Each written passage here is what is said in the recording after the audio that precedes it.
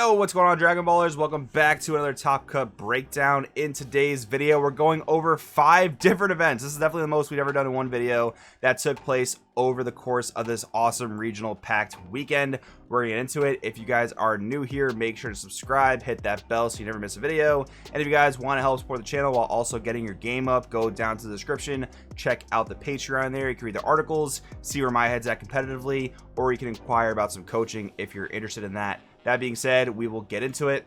Now, before we start talking about the results, there are a few things I want to talk about that I liked about this regional system and a few things I did not like. And the only reason I bring this up is, possibly just, criticism. Maybe Bandai will take these things into account. Maybe if you guys agree with me, maybe that'll be something they consider, right? So the things I did like about it, I really liked how there were multiple regionals across the US during this weekend. Now, as a lot of you guys know, I do come from a Yu-Gi-Oh background. There are a million and one things I dislike about that game. I just don't think it's a very good game. But I will say I do like their regional system where any given weekend there's a regional in 2 or more states throughout the country, right? So it's a really cool thing where you and your friends can make a weekend trip whenever the regional is, coming up closest to you. I think that's an awesome thing. Now, I think with COVID, obviously these big store regionals were kind of like a shot in the barrel, like kind of a thing that just kind of came up and was convenient. But I would like if they kind of, kept this model where there can be more than one regional in a state, and they don't have to be this big, ginormous spectacle, right? Like I played at a regional, I played at 2 regionals this weekend actually. One was at a really big store. The other one, it was a smaller store, but that store actually rented out a venue to host a tournament at, right? So there could be things done like that. Not every single regional has to be a big spectacle like once a month, right? I do like these smaller end regionals where, again, you can just take a fun weekend trip with your friends. That's really awesome. Another thing I liked was that I felt like the champ packs and the event packs were handed out. I felt like a good amount of them were handed out for entry and for top in the event. I did like that. It just means that these cards won't be, insanely hard to get. They won't be really expensive. I think the best one in the pack is Zamasu, and that one at the time of recording I think is settled down about 60, 55 bucks. So it's really nice that none of the cards are at that like $100 price point, right? The winter ones are a lot more expensive, but those you get for topping, so that definitely makes a lot of sense. But those are the things I did really like. I wanted to mention a few things I wasn't a huge fan of.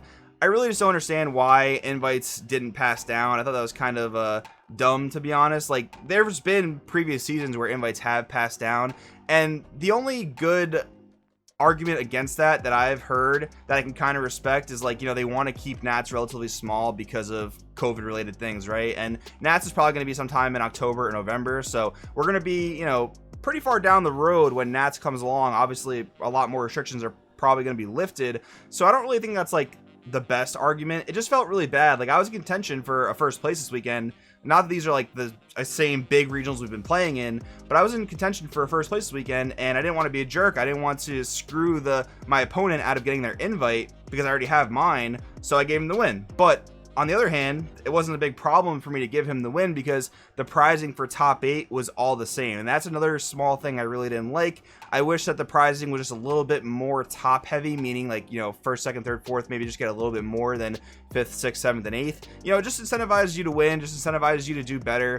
That would have been pretty cool. But yeah, I do wish the invites passed down, so you could just play for your first place and not really worry about being a jerk. And I do wish that the prizing was a little bit more top heavy. Not that, like, first gets everything and 8th gets nothing. I didn't want it to be like that, but maybe some more champ packs for first, maybe some more event packs for first. That would have been kind of neat. But again, the only reason I bring that up is because it's just constructive criticism from me to Bandai. So if they see this, maybe they'll consider it. Maybe you guys agree, disagree. Let me know in the comments. Anyways, let's get started talking about the results. So Massachusetts Regional, I was here. It was about 35 players. Reboot Gohan ended winning the event. And then we're followed by 2 Mecha Frieza. I was one of those. My teammate Danny was also one. Shout out to him.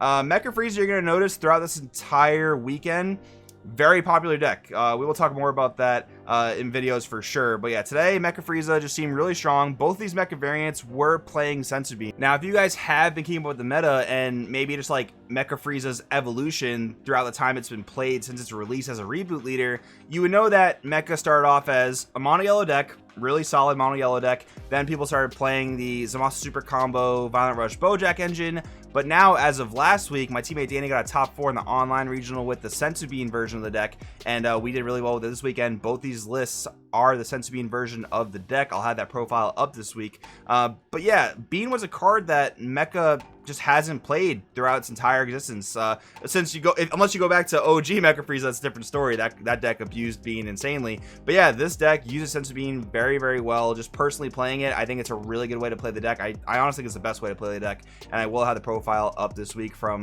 my top 8 and my top 4. So anyways, moving along, we do have a Dark Broly. Dark Broly definitely seeing a lot less popularity as time goes on. I think the deck is still really broken, and I'll still advocate for a Dark Broly nerf because I don't really think you should be able to go wide and tall at the same time. I think it's just a really, really broken thing.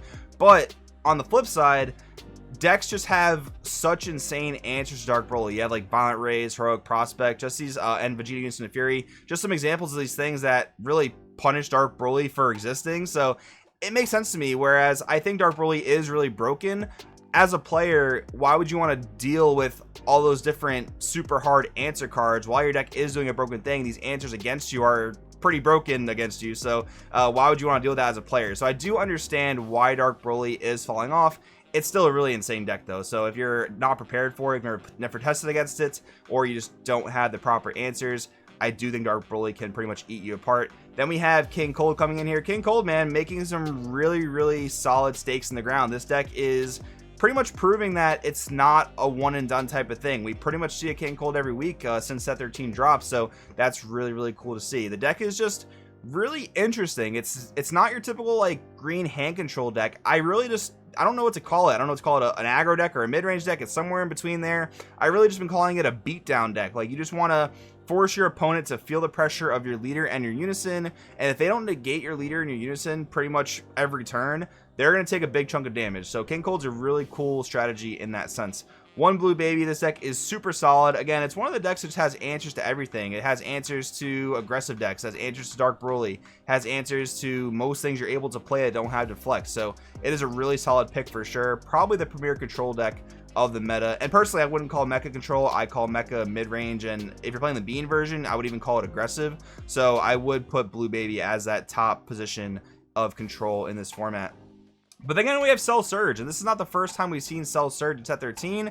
It's not even the first time we've seen Cell Surge in the Unison Warrior block. This deck actually has a few online wins under its belt, and the deck's insane. Like, I played against it today at my regional, recording the night before I'm posting this. The deck is absolutely insane. It doesn't have to ever attack you, never has to interact with you, and you just rebrand your opponent, Sand Instincts to draw yourself some cards, crit them down, and then you just, you know, basically outvalue them into a win. Like, the deck is really solid. I will say that, you know, Deborah coming out in set 13 is a pretty decent check to the deck, but hand control hasn't been very popular as of late, so a lot of people won't be siding Deborah. So if you're playing Cell Surge, you're going to get a pretty big advantage from that. What's really funny is several Cell Surge players were side decking either BMS to counter the Deborah or Focus Breakthrough to counter the Deborah, which I thought was hilarious. And we do have a Makikabora. So Makikabora didn't do the most at the initial release of set 13, but I think more players are figuring out just how to build the deck, how to play it properly. We'll see a bit more Makikabora as we go through this weekend's results,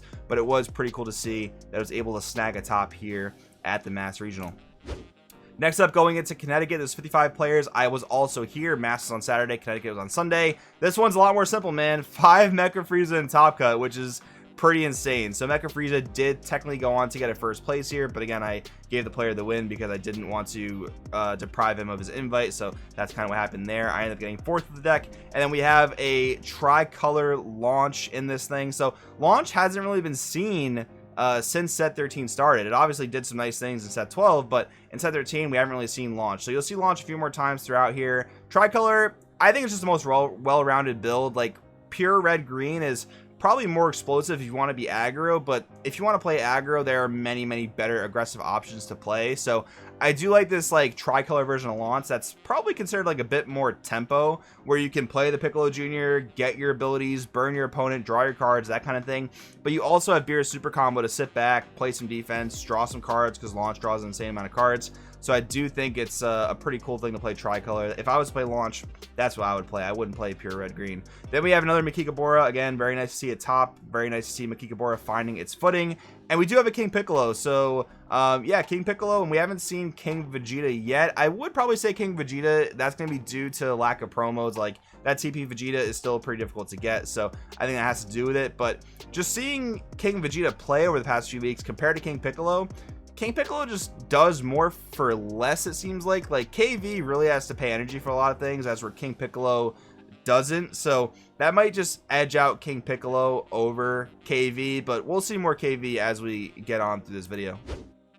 So next up, we have the Indiana Regional with 60 players. Winning here, we did have Dark Broly. So again, just going back to what I was talking about before, the deck is busted in a lot of capacities. If you don't have the answers, it's going to be pretty tough. We have a Soul Striker Bojack in second place. Dude, I couldn't even begin to imagine like what a Soul Striker Bojack deck looks like. But if you guys know about it, let us know in the comments below so we can get in on the knowledge. Unfortunately, I was not able to see a deck list for these events, but I was reported to that a Soul Striker Bojack was in second place. Third place, Bulma. We've seen Bulma top here and there. Really just good mono red deck. The deck usually relies heavily on Vegito Unison of Might, where you just -2 it. Now your opponent can't play battle cards by skills. It's honestly pretty obnoxious.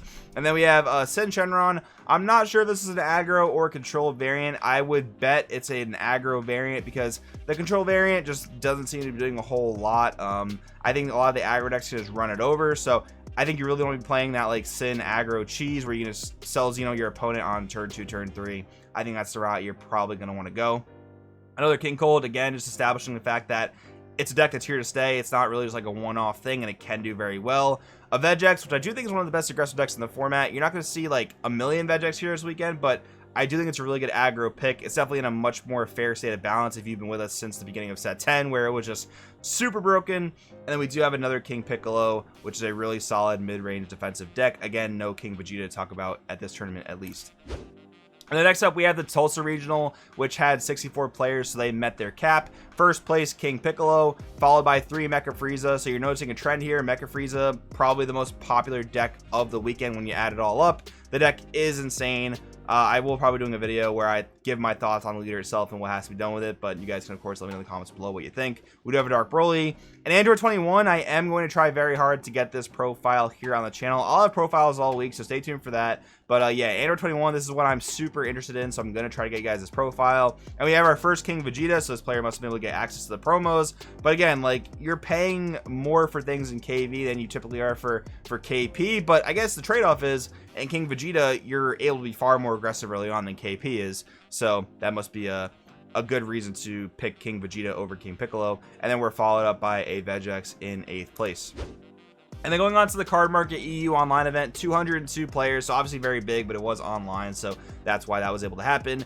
We have 3 Dark Broly, with Dark Broly coming in first place. Dark Broly gets 2 wins on the weekend, which is kind of interesting, followed by 5 King Vegeta. So, man, European players must have no problem getting these TPs, dude, unless some of them just weren't playing 4 copies of Vegeta switching gears. But yeah, 5 King Vegeta, if you were to ask me about this and if I were to predict this, that would never have been on my mind, that to see this much King Vegeta, mostly because of the promo thing. I think the deck's very good, but yeah, the promo thing is very interesting to me, the fact that this was able to snag 5 slots in this top cut. Once again, 3 Mecha Frieza, 2 launch. Unfortunately, I don't know the color spreads of these launches, so it could have been any number of things. Red, green, maybe red, blue Invoker, maybe tricolor, another King Piccolo, another blue baby, and then a red, blue Soul Striker. Interestingly enough, not the first time we've seen red, blue Soul Striker, so this is a second appearance of the deck, maybe a third appearance if I'm not mistaken. But yeah, lots of red in the Card Market EU online events, so that just might be a trend that EU players really like to play red for some reason. But it is pretty interesting that with so much red,